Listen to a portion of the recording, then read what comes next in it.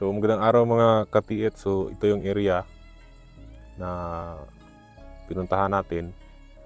So kung makikita natin yan ay maliit na falls. Ito yung creek. So dito natin makikita yung kakaibang ground. So dinitikan natin to kanina. So may nakuha dito. So ngayon punta tayo sa ibabaw kasi doon mayroon ding sign na maganda doon. Okay, so tara, samahan ako.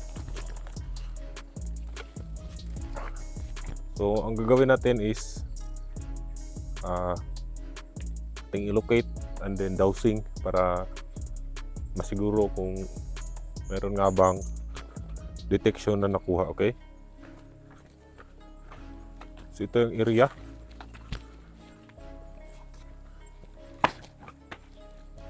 So napaka tirik.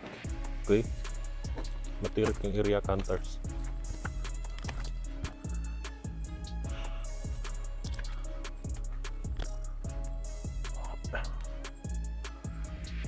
So dito ka hunters, oh, may nag-bar down. Possible na mayroon siyang butas sa ilalim. Okay, napakalaki. Ito parang pinatong. Dito tayo.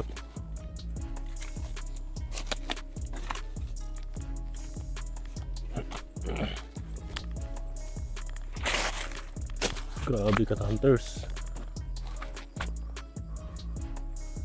So ito yung ka-hunters.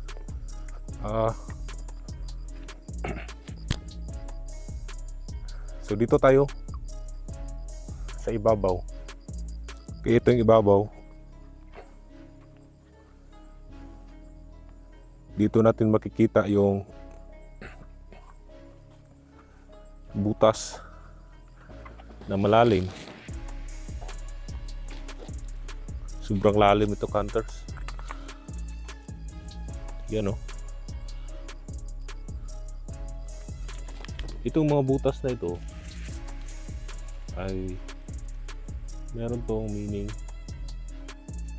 o sinadya. So ito, naka-C marking. Meron pa siyang arrow na tinuturo, yan, oh. Naka-C.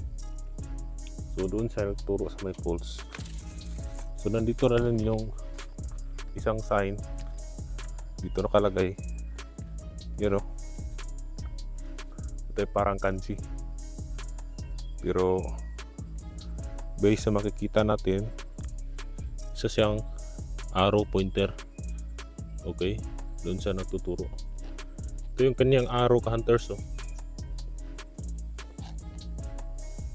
And may dot. Okay, para siyang stickman.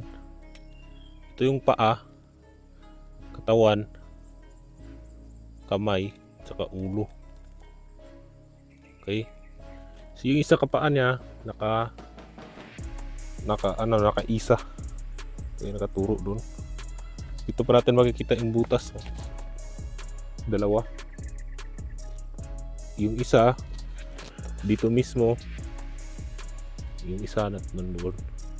So may dito siya nakalagay sa parang palugsong.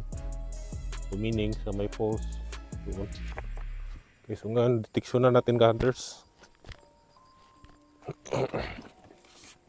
Saan nga ba dito? Okay, kung meron nga ba ditong detection,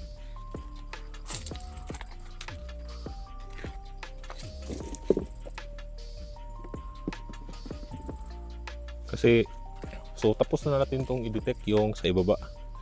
So meron din naman dito, meron ding, so sa tingin ko, hunters, meron din dito. Iba doon at saka iba dito. Kasi based dito sa stone map na makikita natin, dalawang item. Okay, isa sa ibabaw, saka isa sa ibaba doon sa may falls. Okay, so ang gagamitin natin is yung locator. para madali nating malocate.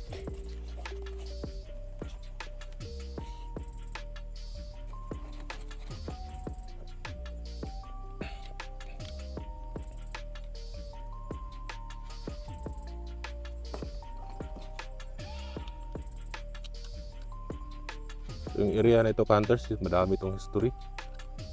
Okay. Kumbaga, ito yung naging last hideout nila during World War II. So, sa kabundukan talaga, yung may pinakamadaming sign at saka hindi pa nare-recover. Kasi doon sa mga cities, ay wala na yun. Mga private property na yun.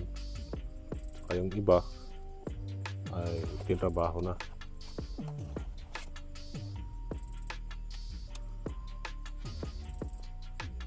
Asahan talaga na yung mga nakabaon dito sa may bunga bukid, malalim talaga.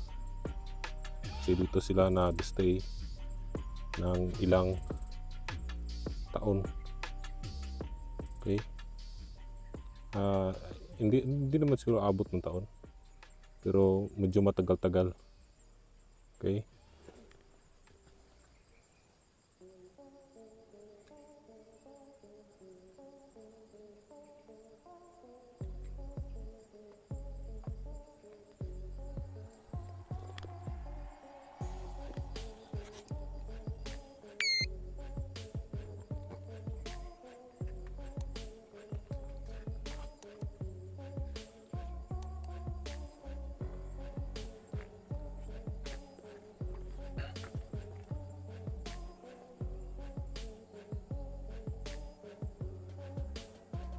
So ito, hunters, try nating scan.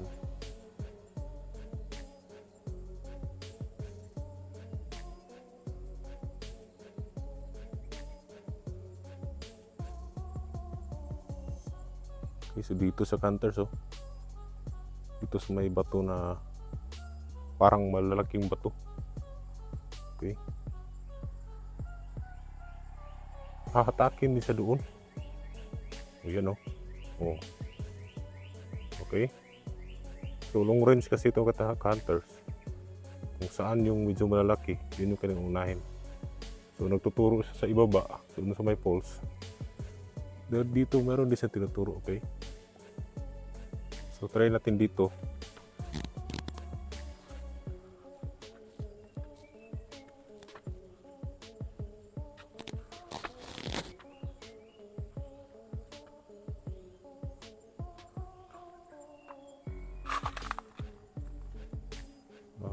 Okay. Meron nga dito hunters. You know.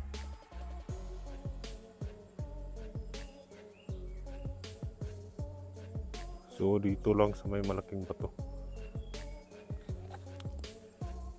Kung mapapansin natin, yan ay malalaking bato na parang tinabon. Meron pa nga siya ditong marka, dot, malaking dot. Isa kasi itong X. Okay, X. So marka nga na dito. So ulitin natin.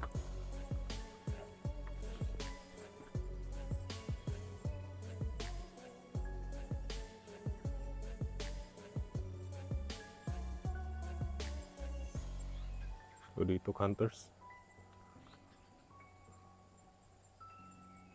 Atakin sa doon sa iba, may unahan.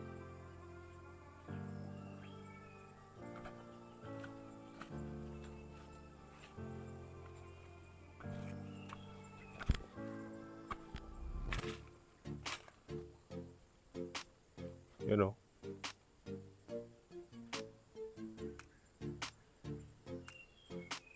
So under dito sa may butas. Meron siyang butas ito na maliit, oh.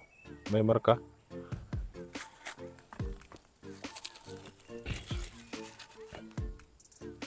Yan, oh. Yan yung butas. Okay. Ito yung butas. Yan, oh. Sobrang laki at makintab. So indication ito ng item na may ibinaon.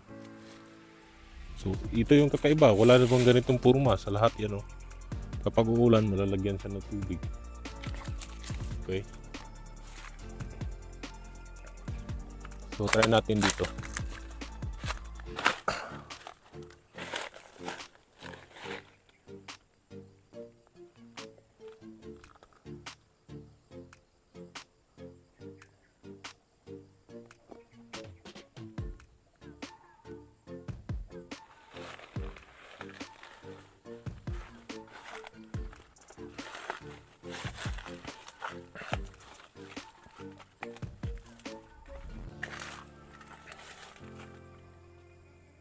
You know.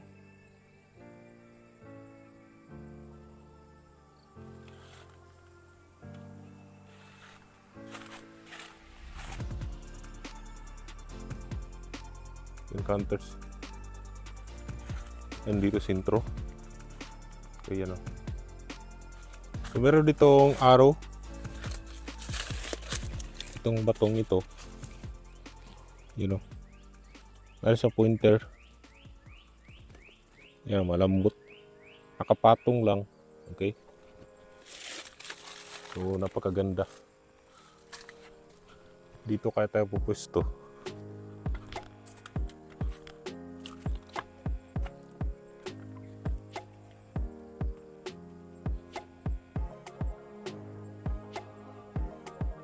Nadalhin pa rin tayo dito, hunters, oh. Dito talaga.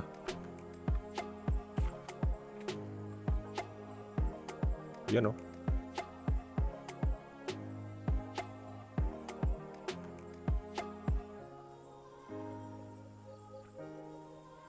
So yun lang mga hunters. Positive yung site na ito. Kaso napakalaging mga bato yan, oh. Mahirap to. Hindi rin makakapasok ng heavy equipment dito kasi malayo sa daan. So yun lang, at huwag kalimutan mag-subscribe. Follow na rin sa ating Facebook page mga hunters, at maraming salamat.